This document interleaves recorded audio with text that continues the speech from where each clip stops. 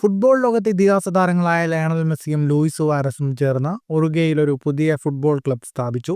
Deportivo LSM എന്ന പേര് നൽകിയ ഈ ക്ലബ് 2026 ഉറുഗ്വേയിലെ 4ാം ഡിവിഷനിൽ മത്സരിക്കാൻ തയ്യാറെടുക്കുകയാണ്. ക്ലബിന്റെ രൂപീകരണം ഇരു താരങ്ങളും ഒരു വീഡിയോയിലൂടെ ഔദ്യോഗികമായി പ്രഖ്യാപിച്ചു. 2018 ലൂയിസ് സുവാരസ് ആരംഭിച്ച ഡിപ്പോർട്ടീവോ LS എന്ന ക്ലബിന്റെ വിപുലീകരണമാണ് ഈ ക്ലബ്. മെസ്സിയുടെ പങ്കാളിത്തത്തോടെ ക്ലബിന്റെ പേര് ഡിപ്പോർട്ടീവോ LSM എന്നാക്കി മാറ്റി.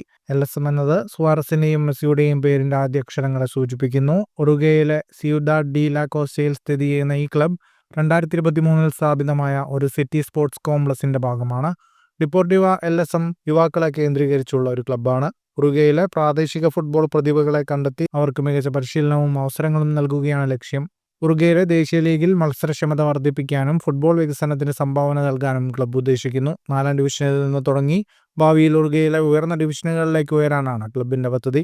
ഡിപ്പോർട്ടീവോ LSMന്റെ ക്രസ്റ്റ് മെസ്സിയുടെയും സുവാരസിന്റെയും വ്യക്തിഗത ബ്രാൻഡിങ്ങിനെ സമന്വയിപ്പിക്കുന്നു. ഇതോടെ 2026 ഡിവിഷണൽ ഡി മത്സരങ്ങളിൽ ഈ ക്ലബിന്റെ പ്രകടനം ഫുട്ബോൾ ലോകം ഉറ്റുനോക്കുകയാണ്. ഫുട്ബോൾ ലോകത്തെ കൂടുതൽ വാർത്തകൾക്കും വിശേഷങ്ങൾക്കുമായി സ്പോർട്സ് കഫേ സബ്സ്ക്രൈബ് ചെയ്യുക.